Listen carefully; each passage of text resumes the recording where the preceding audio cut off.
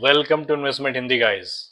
मेरा नाम है अमरजीत और जैसा कि आप सबको पता है कि मैं हर वीक स्विंग स्टॉक्स के ऊपर एक वीडियो लेकर आता हूं।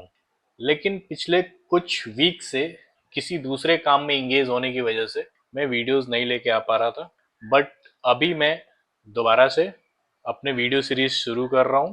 तो आई होप कि जो लोग मेरी वीडियोस का वेट कर रहे होंगे उनके लिए अच्छी न्यूज़ है।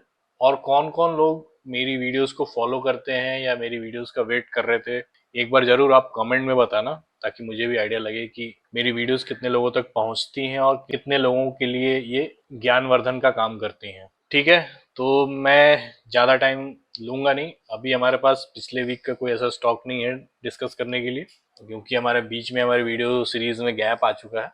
तो हम डायरेक्ट इस वीक के 5 स्टॉक्स से शुरू करेंगे और देखते हैं कि आज हमारे पास कौन कौन से स्टॉक्स हैं। तो आज की वीडियो में मेरे पास हर टाइप के ट्रेडर्स के लिए स्टॉक्स हैं। मेरे पास डेली लेवल के लिए भी स्टॉक्स हैं, जो कि आप जिसमें आप क्विक एंट्री क्विक एग्जिट होता है। मेरे पास मतलब मंथली लेवल के भी स्टॉक्स हैं जिनके आप मतलब मिनिमम होल्डिंग पीरियड आप 6 मंथ्स रख लो, अगर आप, क्योंकि अगर आप मंथली फॉलो कर रहे हो चार्ट तो आपको 6 मंथ के लिए रखना चाहिए ही चाहिए। अगर आपका जल्दी टारगेट हिट हो जाता है तो आप जल्दी एग्जिट कर सकते हो, बट एक मैं जनरल आइडिया दे रहा हूँ कि अगर आप मंथली चार्ट फॉलो करते हो तो आपका मिनिमम होल्डिंग पीरियड 6 मंथ्स होता है। लेकिन अगर जो आप बात कर रहे हो कि क्विक एंट्री एग्जिट और मतलब कि एक प्रोलॉन्ग एंट्री एग्जिट, दोनों में अंतर आपको साफ साफ देखने को मिलेगा कि जब आप प्रोलॉन्ग एंट्री एग्जिट करते हो, मतलब कि लंबे टाइम के लिए होल्ड करके तब एग्जिट करते हो, तो आप एक अच्छा खासा मूव कैप्चर कर पाते हो।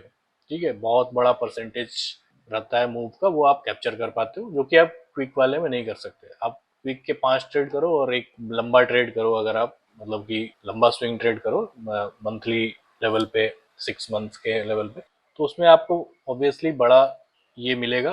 लेकिन आपको पेशेंस काफी रखना पड़ेगा। पेशेंस इन द सेंस कि बीच बीच में मार्केट की फ्लक्चुएशंस आएंगी तो आपको लगेगा कि अरे यार, मेरा जो पोजीशन है वो मतलब मेरा इतना प्रॉफिट था, मेरा प्रॉफिट कम हो गया। लेकिन मैं आपको बता दूं अपने पर्सनल एक्सपीरियंस से, फ्लक्चुएशंस आती हैं वो मतलब टेम्पररी होती है। फिर से अगर प्राइस ऊपर जा चुका है दोबारा से वो रिकवर करके और भी उससे ऊपर जाता है हर बार। जितनी बार नीचे गिरता है उससे और ऊपर जाता है हर बार। तो लॉन्ग टर्म के लिए ट्रेड करना अच्छी चीज़ है। लेकिन ये आपके ऊपर डिपेंड करता है कि आपके में पेशेंस कितना है। ठीक है, तो ये तो हो गई ज्ञान की बात। अब चलिए स्टॉक्स पे मूव करते हैं। तो आपके सामने ऑलरेडी एक स्टॉक खुला हुआ है, एंजल वन का। ठीक है, और ये जो स्टॉक का चार्ट हम देख पा रहे हैं ये मंथली टाइम फ्रेम का चार्ट है। और मंथली टाइम फ्रेम के चार्ट को अगर हम थोड़ा सा स्टडी करते हैं तो हमको क्या क्या देखने को मिल रहा है, चलिए देखते हैं। तो सबसे पहले हमको क्या देखने को मिल रहा है कि ये जो मंथली चार्ट है ये हायर हाई, ये एक हाई हो गया, फिर हायर लो बना रहा है, फिर एक हायर हाई बना रहा है और फिर एक हायर लो बना रहा है। तो जब इस तरह का चार्ट पैटर्न हमको देखने को मिले तो इसका मतलब क्या होता है, हायर हाई और हायर लो का मतलब कि the stock is in up trend. ठीक है, ये स्टॉक अप ट्रेंड में ऑलरेडी है। तो जब कोई भी स्टॉक अप ट्रेंड में होता है तो कहाँ पे हम उसको खरीद सकते हैं, तो उसको हम कहाँ खरीद सकते हैं, उसको हमको एक ही जगह होता है खरीदने का कि वो अपने जो भी मैक्सिमम उसका लो पहुंच जाए, अप ट्रेंड में ऑलरेडी है, अपने लो पे पहुंच जाए वो, जो भी उसका एक रिसेंट लो आ रहा है बन रहा है, जो मैंने हायर लो बना ना वहां पे पहुंच जाए, तो वो सबसे बेस्ट अपॉर्चुनिटी होती है उसमें एंट्री करने के लिए। ऐसा नहीं कि वो हाई पे है, ऑलरेडी अप ट्रेंड में है और आप हाई पे ले रहे हो और पता चला कि वहां से फिर नीचे गिरना शुरू हो रहा है। तो बेस्ट अपॉर्चुनिटी हमें कहाँ मिलती है, जब वो अपना एक नया लो क्रिएट कर रहा हो। वो लो हायर लो होगा, लोअर लो नहीं। लोअर लो मतलब डाउन ट्रेंड। तो अब वो एक तो हो गया कि हमारे पास पता चलेगा कि हमें हायर लो पे एंट्री लेनी है। दूसरा, अगर वो लो जो है वो ठीक प्रीवियस हाई के ऊपर बन रहा हो तो वो जो सेटअप होता है वो हाई प्रोबेबिलिटी सेटअप होता है कि भाई यहाँ से फिर ये बाउंस बैक करेगा तो ऊपर जाएगा। मतलब वहां से उसको फेल होने का हाई प्रोबेबिलिटी मतलब क्या होता है, हाई प्रोबेबिलिटी मतलब होता है कि उसके फेल होने के चांसेस कम हो जाते हैं। तो यहाँ हमको उसी तरह का सेटअप देखने को मिल रहा है। ये देखिए, इसका ये हाई था, उसका ब्रेकआउट हो गया था कुछ मंथ्स पहले। कब हुआ था, 2024 से पहले, इधर आई थिंक ये अक्टूबर में हुआ था 2023 में। उसके बाद जब ब्रेकआउट हुआ तो हमको देखने को मिला, रैली देखने को मिला, काफी ऊपर तक गया। फिर वहां से इसमें प्रॉफिट बुकिंग आया, प्रॉफिट बुकिंग आते आते आते आते फिर ये इसी पॉइंट पे आके अभी ये हॉल्ट कर गया है। ठीक है, यहाँ पे ये हमको दिख रहा है कि यहाँ से रुक गया है और यहाँ से नीचे जाने के चांसेस इसके काफी कम है। ठीक है, और वैसे भी अभी हमको इंस्टेंट एंट्री नहीं लेनी, एंट्री के क्राइटेरिया मैं बताऊंगा ताकि सब तरह का कंफर्मेशन होने के बाद ही हम एंटर करेंगे। लेकिन ये चार्ट आपके रडार पे होना चाहिए। अगर आपका स्टाइल है कि हम मैं लंबे टाइम तक होल्ड करके चल सकता हूँ तो ये आपको बेस्ट अपॉर्चुनिटी दे रहा है। अब यहाँ से ये जब ऊपर जाना शुरू होगा तो फिर इसमें अच्छी रैली आने वाली है। एक प्रोबेबिलिटी के हिसाब से बोल रहा हूँ मैं, फॉरकास्ट तो कोई नहीं कर सकता, भगवान का भाई होगा वही करेगा। तो हमें ये समझ में आ गया कि हमारा चार्ट स्ट्रक्चर काफ़ी बढ़िया है हमारे पास। उसमें जिस पोजीशन पे है वो अभी काफ़ी अच्छी पोजीशन पे है, मतलब कि अपने लो पे है, बाय द डिप जिसको बोलते हैं आप फंडामेंटल के लैंग्वेज में। अब इससे नीचे अगर नहीं जाता है तो यही इसका लोएस्ट पॉइंट होने वाला है अभी रिसेंट। ठीक है, अब यहाँ से अगर हम एंट्री बना लेंगे तो ये ऊपर का ही रास्ता हमको देखने को मिलेगा। तो ये सब चीज़ें फैक्टर्स हम लेके अब ये देखेंगे कि एंट्री कैसे बनाई जाए। तो एंट्री बनाने के लिए हम क्या करते हैं, हमेशा जिस भी टाइम फ्रेम को हम, हमारा जो बेस टाइम फ्रेम होता है जिस पे हम चार्ट पैटर्न को फाइनलाइज करते हैं, इसके बेसिस पे हम लेंगे, ठीक उसके नीचे वाले चार्ट पैटर्न पे हम शिफ्ट हो जाते हैं। वहां पे हम कैंडल को फॉलो करते हैं। हमारा चार्ट पैटर्न हम फॉलो करेंगे मंथली का, तो फिर कैंडल हम फॉलो करेंगे वीकली का। यहाँ पे डेली वाला कोई हिसाब किताब नहीं रहेगा, बस हम मंथली और वीकली में ही डील करेंगे। तो चलिए हम वीकली पे शिफ्ट हो जाते हैं। तो सेम जो चार्ट है अब हमारे सामने वीकली टाइम फ्रेम पे खुला हुआ है। ठीक है, और वीकली टाइम फ्रेम पे खुला हुआ है, सब कुछ हमारे पास पता है कि हमारा कौन कौन से लेवल्स हैं। जैसे मैं बताऊं तो ये जो हमारा सपोर्ट है इसका लेवल क्या है, 2000 का। ठीक है, ये 2000 का लेवल है, ये एज ए सपोर्ट काम कर रहा है। तो प्रोबेबिलिटी तो यही है कि ये एज ए सपोर्ट काम कर रहा है, तो इसके नीचे इसके लिए जाना काफी मतलब डिफिकल्ट होना चाहिए। ठीक है, तो वो तो ठीक है। तो अभी हम एंट्री इंस्टेंट बनाएंगे भी नहीं, मैं इसलिए बता रहा हूँ 2000 वाला लेवल, क्योंकि ये हमारा एज ए स्टॉप लॉस काम करेगा। 2000 स्टॉप लॉस नहीं होगा, हमारा स्टॉप लॉस होगा 1800। ठीक है, 1800 क्यों होगा, क्योंकि 2000 तो बार बार टच करेगा ही। हम हमारा स्टॉप लॉस क्या होता है, हमारा स्टॉप लॉस होना चाहिए कि उसके बियॉन्ड जाना चाहिए। जो भी हमारा सपोर्ट होता है उसके बियॉन्ड होना चाहिए, ताकि वो जल्दी टच ना करे। और टच कर गया तो फिर फायदा क्या मतलब।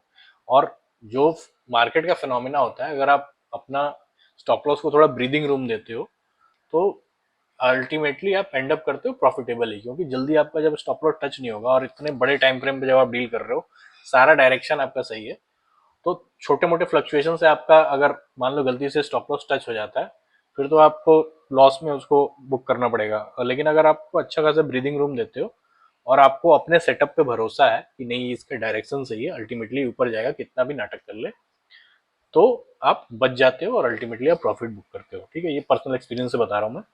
तो यहाँ क्या करना है हमको, सबसे पहले तो हमारा स्टॉप लॉस कंफर्म हो गया कि भाई ये अगर सपोर्ट है तो हमारा स्टॉप लॉस होगा उसके नीचे। ठीक है, इधर कहीं 1800।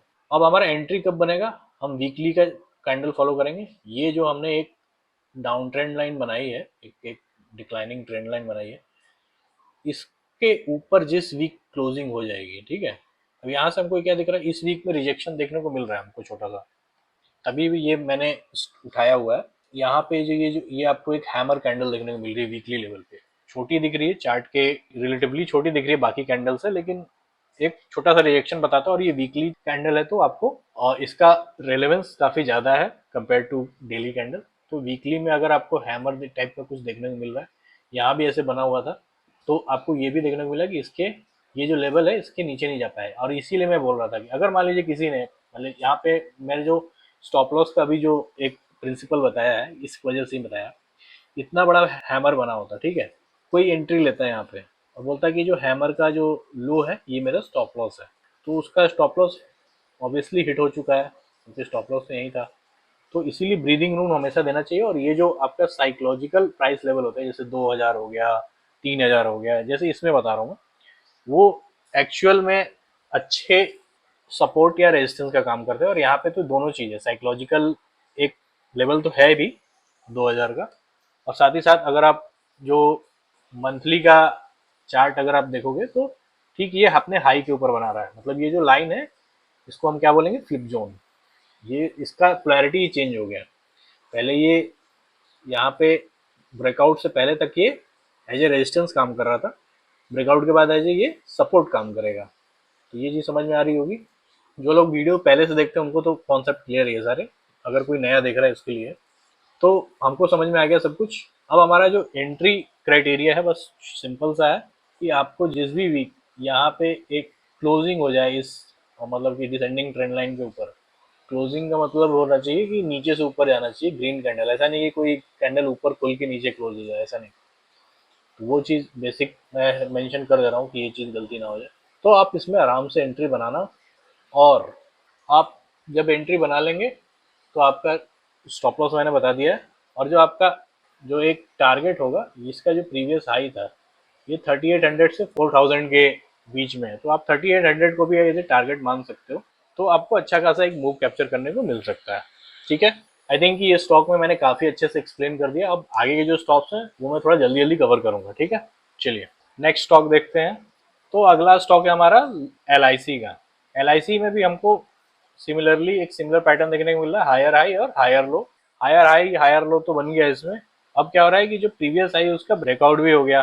ठीक है, ब्रेकआउट पे हम बेसिकली अगर आपको मौका मिल गया तो मैं हमेशा सजेस्ट करता हूँ कि ले लो, लेकिन आपको वेट करना पड़ेगा एक बार रीटेस्ट होने का। उसमें आप देख रहे हो कि इसमें रीटेस्ट हो रहा है, फिर आपको एग्जिट नहीं करना होगा, आपको होल्ड करके चलना होगा।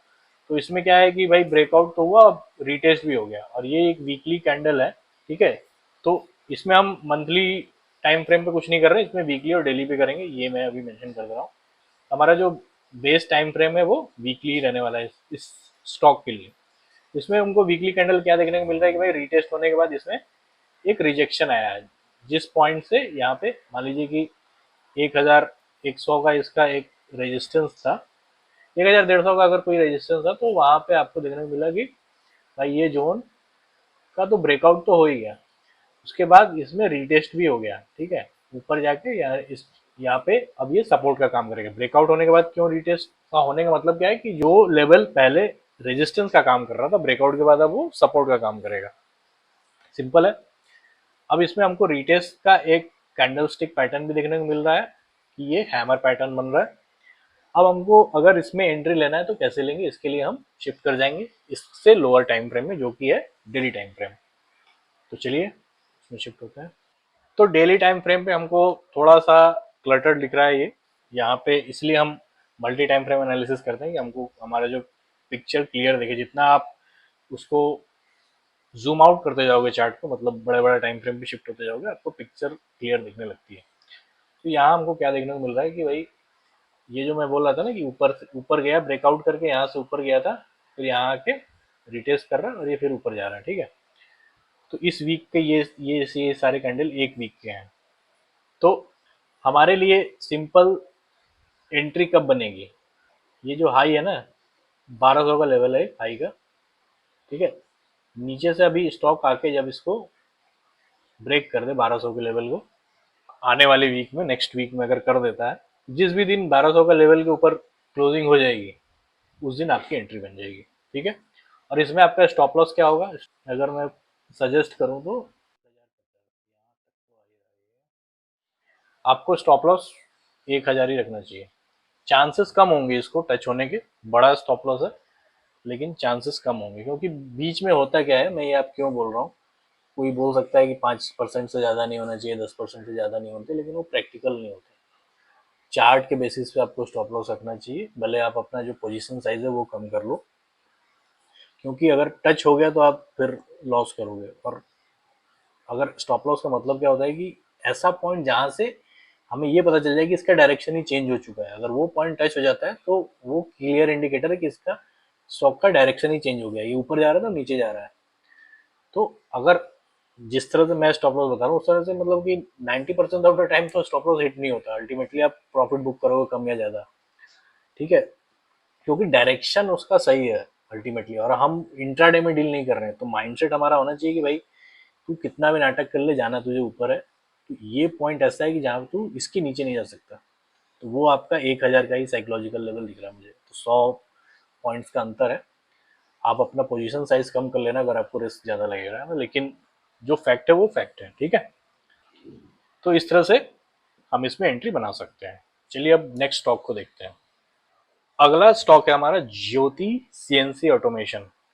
जो भी चार्ट पैटर्न हम जैसे हमने देखा ना एंजल वन के लिए, कुछ सिमिलर सा चार्ट पैटर्न हमको ज्योति सीएनसी ऑटोमेशन में दिख रहा है। आपको एकदम सब कुछ यहाँ पे दिख सकता है, जो चीज़ हमने डिस्कस की थी, जो जो point, higher high, higher low, इधर हायर लो, फिर एक यहाँ पे हायर लो बन रहा है। ठीक है, तो एंट्री का हमारा क्राइटेरिया मैंने आपको पहले भी बता दिया है कि ये जो हमारा एक जो ट्रेंड लाइन आ रहा है, जब इसमें एक पुल बैक बन रहा था, इसमें जो ट्रेंड लाइन एक आ रहा है ना डाउन ट्रेंड के लिए, डिसेंडिंग ट्रेंड लाइन, इसके ऊपर अगर क्लोजिंग हो जाए तो आप इसमें एंट्री बना सकते हो। और हमको क्या दिख रहा है कि इसके एकदम आजू बाजू की कभी क्लोजिंग हुई है तो हम नेक्स्ट कैंडल का वेट कर सकते हैं इसमें, और इसमें हम एंट्री बनाएंगे। तो हमारा जो टारगेट रहेगा वो आपका 1450 के अराउंड रहेगा, जो जिसका प्रीवियस आई है, और जो आपका स्टॉप लॉस रहेगा वो 1000 रहेगा। तो आई थिंक जो भी चीज़ें मैंने बताई हैं उसका जो कॉन्सेप्ट है वो मैंने प्रीवियस स्टॉक्स में ही डिस्कस कर लिया, तो आपको आइडिया होगा कि मैं ये सारी चीज़ें क्यों बोल रहा हूँ। ठीक है, चलिए अब नेक्स्ट स्टॉक देखते हैं। अगला स्टॉक है हमारे सामने ऑयल इंडिया का, जिसमें हम डेली टाइम फ्रेम पे ही डायरेक्टली डील कर रहे हैं। अब प्रीवियस वाले में हम डेली टाइम फ्रेम पे डील कर रहे हैं, तो मतलब इसमें हम जब स्विंग ट्रेड्स की बात करते हैं तो डेली से नीचे जाती नहीं है। अगर हमारा डेली का चार्ट है तो हमारा जो कैंडल भी होगा वो भी डेली तक का ही फॉलो करेंगे, अब उसके नीचे नहीं जाएंगे। ठीक है, फिर वो स्विंग नहीं रह जाएगा। तो ऐसा नहीं है कि स्विंग नहीं रह जाएगा, बट हमारे जो भी मेथडोलॉजी है जो भी ट्रेड करने की, उसमें नहीं आता वो। डेली के नीचे कोई कैंडल हम ज़्यादा फॉलो नहीं करते एंट्री एग्जिट के लिए। ऐसे समझने के लिए बहुत बार मैंने खोल के दिखाया है, लेकिन एंट्री एग्जिट के लिए नहीं फॉलो करते। ठीक है, तो इसमें हमारा जो चार्ट है वो भी डेली टाइम फ्रेम पे है, और जो हम कैंडल फॉलो करेंगे वो भी डेली टाइम फ्रेम पे है। तो इसमें भी काफ़ी सिंपल सा आपके सामने दिख रहा होगा कि इसमें अप ऑलरेडी अप ट्रेंड में है, ये अप ट्रेंड में तो दिख ही रहा है।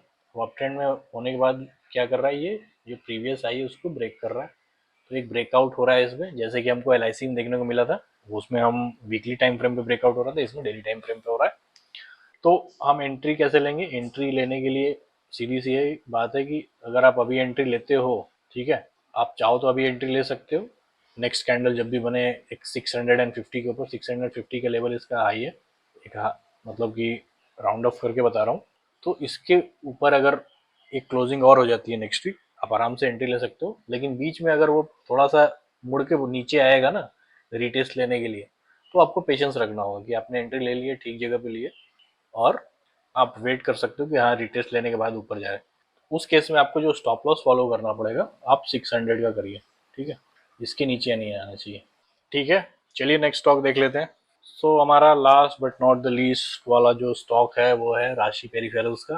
राशि पेरिफेरल्स में भी जो आपको चार्ट पैटर्न है वो समझ में आ गया होगा, बस हमारा चार्ट का टाइम फ्रेम छोटा है। डेली टाइम फ्रेम पे ही हम कैंडल और चार्ट दोनों फॉलो कर रहे हैं। इसमें जो हमारा ये जो एक सपोर्ट बन रहा है 370 के अराउंड बन रहा है इधर कहीं। ठीक है, यहाँ से ऊपर इसको जाना था, तो इसमें ऑलरेडी ब्रेकआउट होकर क्लोजिंग भी हो चुका है, तो मतलब इसमें एंट्री आप बना सकते हो, बस आपको फॉलो जो करना होगा। ठीक है, तो इसमें अगर जो आपको स्टॉप लॉस अगर रखना है तो 350 का स्टॉप लॉस होना चाहिए। ठीक है, और जो टारगेट होगा आपका 500 का आप रख सकते हो।